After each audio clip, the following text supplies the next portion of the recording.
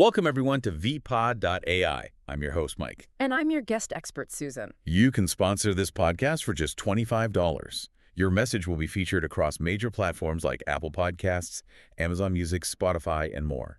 If you're interested, visit vpod.ai to get started today.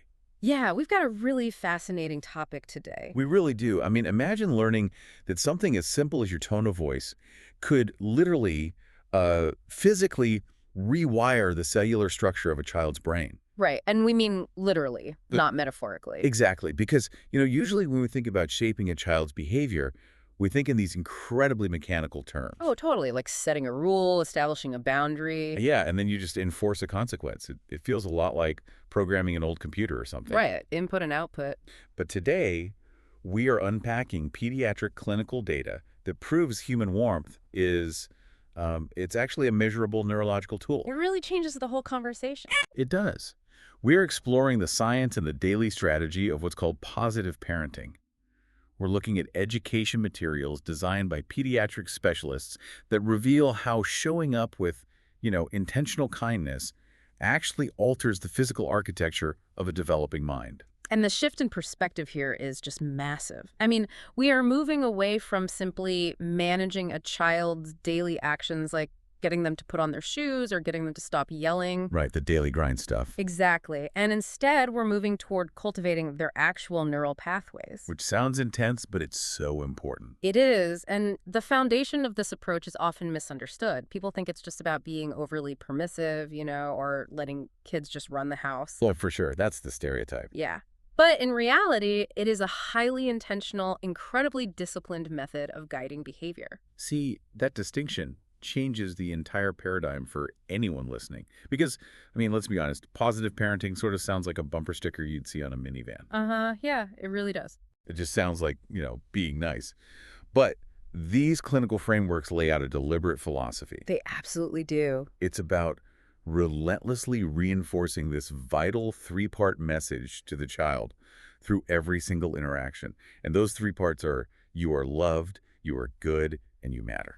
Right. And every minor interaction becomes a delivery mechanism for those three pillars. So rather than securing compliance through fear or the threat of punishment. Which is the old school way. Exactly. You are guiding them to act the way you want through targeted encouragement and teaching. And the research backing this up is just staggering when you look at the longitudinal outcomes. So let's actually unpack the neuroscience of those outcomes. Because if I'm listening to this right now, I might be thinking, sure, being nice makes everyone feel good.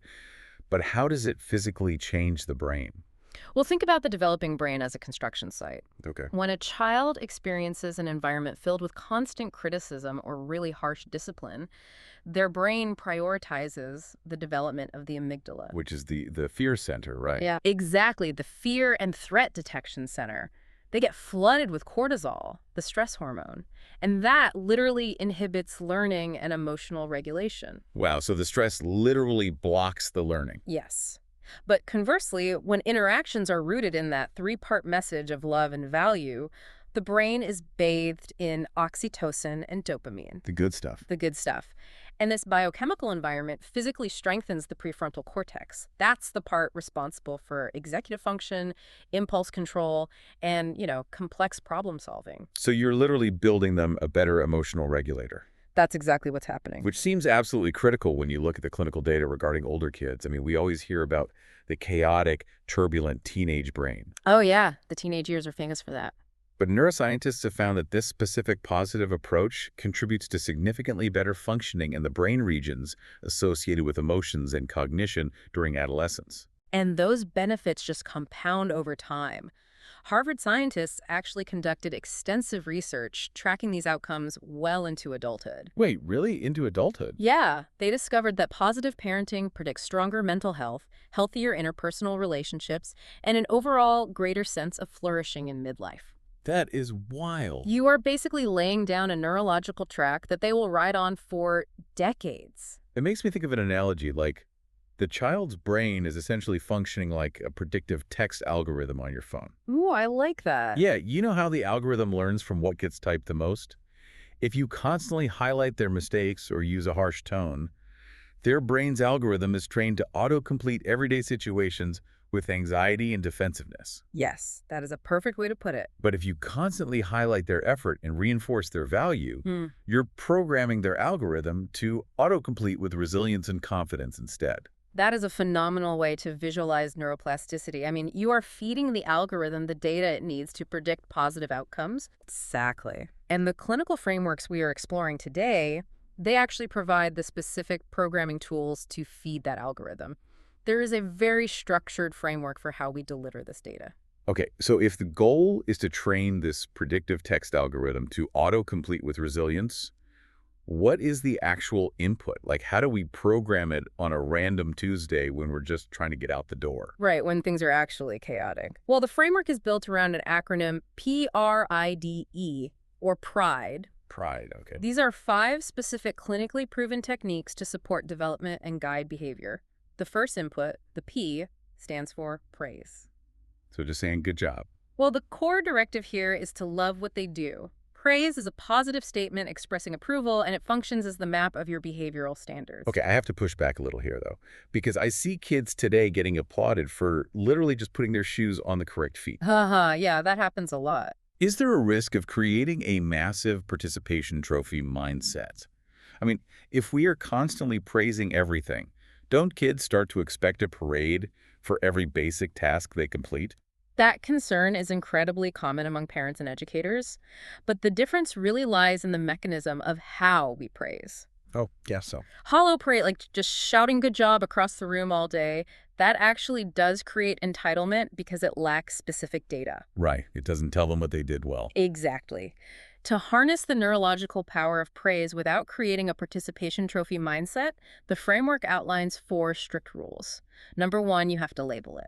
Label it. So, like, what does that mean in practice? Don't just say good job. Say good job waiting patiently while I was on the phone. You label the exact behavior. Ah, okay. So if labeling the praise targets the exact behavior, what happens when they only do the behavior halfway? What do you mean? Like, they brush their teeth, but they leave a giant mess of toothpaste all over the sink.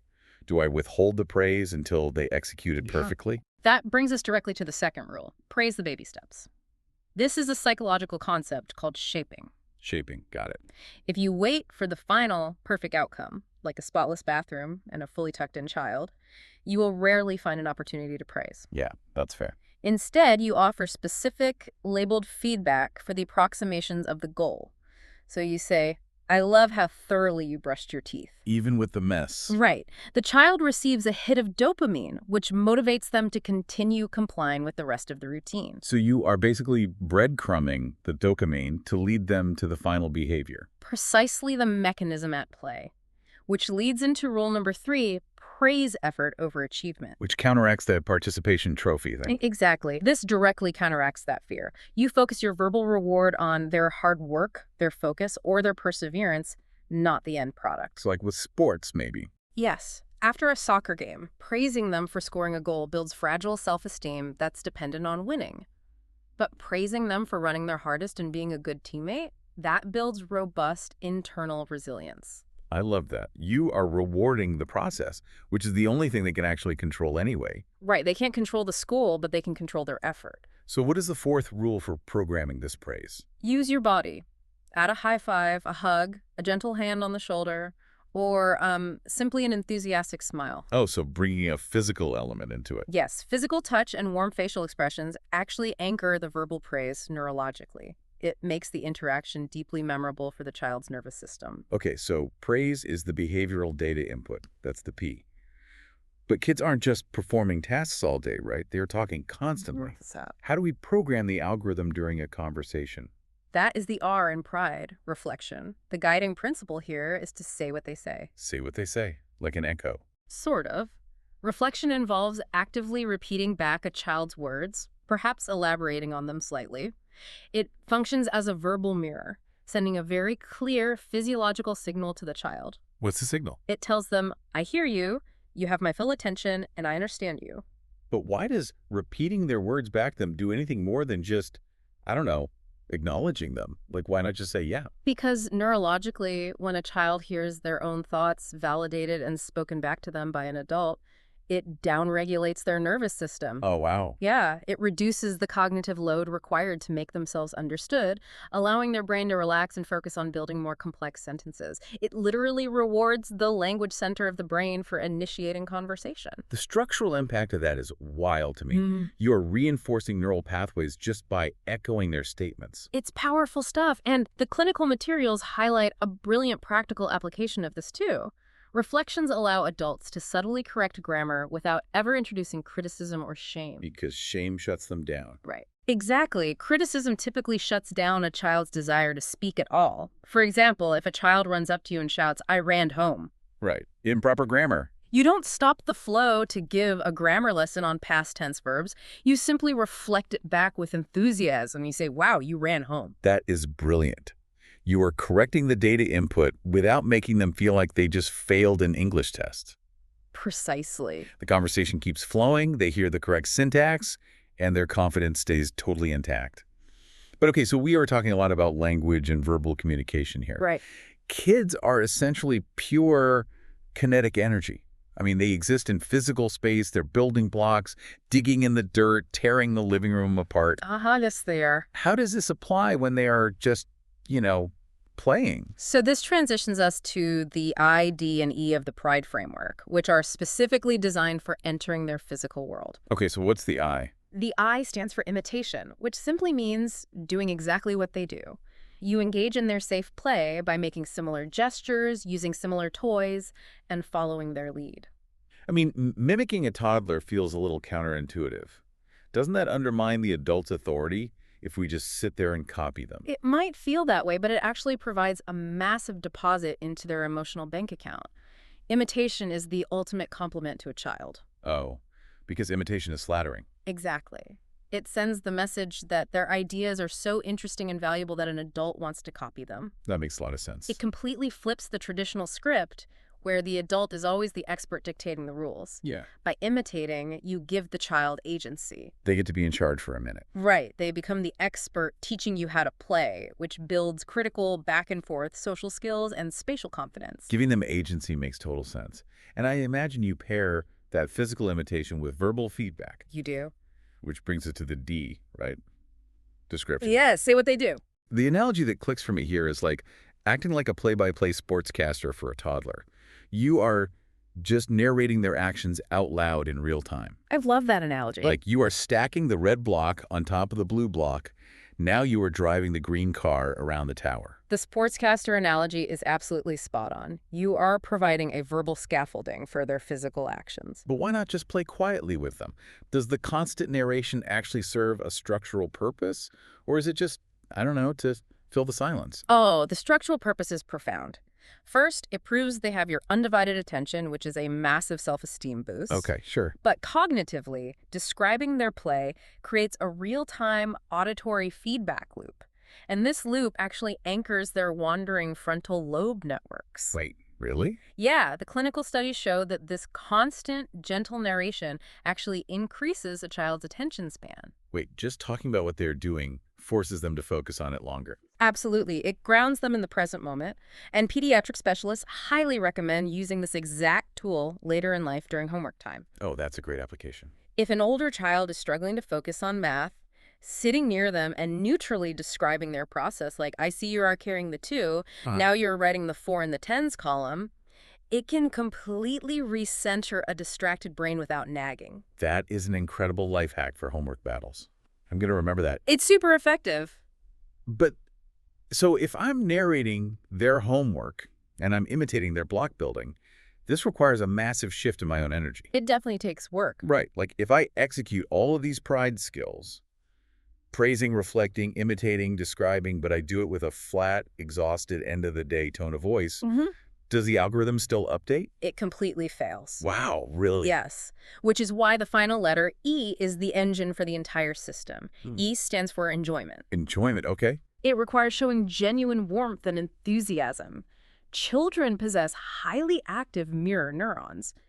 They are emotional mirrors of the adults around them. So an adult's regulated positive nervous system actually co-regulates the child's nervous system. That is the exact biological mechanism. If you go through the mechanical motions of the framework, but your face is tense and your voice is irritated, their amygdala will detect the threat, Regardless of what you're actually saying. regardless of the words you use. But when you employ a cheerful voice, make soft eye contact, and project genuine enjoyment, you signal safety. And that changes everything. It does. That feeling of safety naturally prompts the child's brain to mirror that positive behavior back to you. Okay, let me bring this down to reality for a second, because this all sounds great in theory.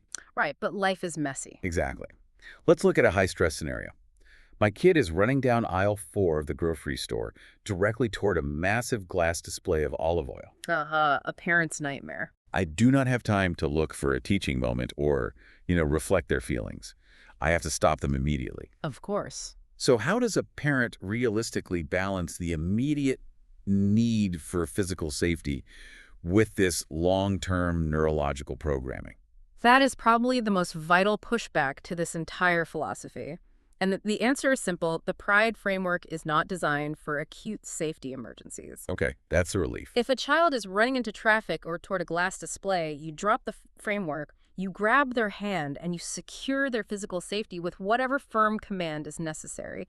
Positive parenting does not mean abandoning protective boundaries. Okay, so the framework is really for the other 95% of the time. Exactly. But what about when they aren't in danger, but they're just being incredibly annoying or defiant? Like, how do we use these tools when a child is actively misbehaving, but it's not an emergency? The clinical strategy for that non-emergency misbehavior is a concept called catching the opposite good behavior. Catching the opposite good behavior. How does that work? Well, human instinct drives us to focus entirely on stopping the negative action. If a child is whining in the store, we say, "Stop whining." Naturally. But by doing so, we are giving our highly valued parental attention entirely to the negative behavior. Which inadvertently trains their predictive text algorithm to realize that misbehavior is the fastest way to get my attention. Exactly the problem. They learn that whining gets mom or dad to look at me and talk to me. So what's the fix? The solution is dopamine reward substitution. Almost all unwanted behaviors have an opposite positive counterpart. Like what? The opposite of running away is walking safely. The opposite of whining is using a normal voice. The strategy requires you to wait out the negative behavior, and the absolute millisecond the child displays the opposite good behavior. Even for a second. Yes, even if they just walk next to the cart for 2 seconds or they drop their pitch to a normal voice, you flood them with labeled praise and enjoyment. Oh, I see. So you say, I love how you were using your calm voice to ask for the cereal. Thank you for walking so safely next to the cart. Yes. By doing that, you starve the negative behavior of attention and feed the positive behavior with dopamine. You are explicitly teaching their brain what to do rather than simply punishing them for what not to do. I can see how effective that is. But I mean, implementing this level of constant mindful interaction requires immense patience. It does. It really does. And frankly, parents are exhausted. The daily hustle of just keeping a family alive often crowds out this kind of hyper-intentional connection. Absolutely. And the pediatric specialists who design these materials, they understand parental burnout. That's good to hear. That is why they introduce a concept that requires a remarkably small time investment to maintain the neurological benefits. They recommend just 5 minutes of daily distraction-free playtime. Wait, just 5 minutes? Just 5 minutes. 5 minutes where the phone is in another room, the chores are ignored, and you fully immerse yourself in the PRIDE skills. 5 minutes sounds incredibly doable, but there is a massive catch to this specific window of play, isn't there? There is. The catch is that for those 5 minutes, you must surrender all control. You have to let the child lead the play entirely. Which is hard for us. It is. As adults, we are conditioned to constantly produce outcomes and direct scenarios. If a child is playing with toy trains, our instinct is to orchestrate the narrative. We ask, where is the train going? What color is this car? Can you make the choo-choo sound? Yeah, we totally turn playtime into a pop quiz. We take over the director's chair. Exactly. And by asking questions and issuing commands, you force the child to abandon their own creative process to serve your agenda. Wow, I never thought of it that way. For those 5 minutes, the goal is to completely drop the director role.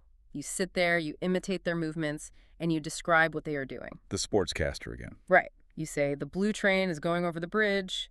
Now you are connecting the red car. You give them total agency. And doing that provides them with a profound, concentrated dose of control and safety, which I am assuming spills over into their emotional regulation for the rest of the day. That's exactly how it works. But we have to acknowledge the reality here. Parents will mess this up.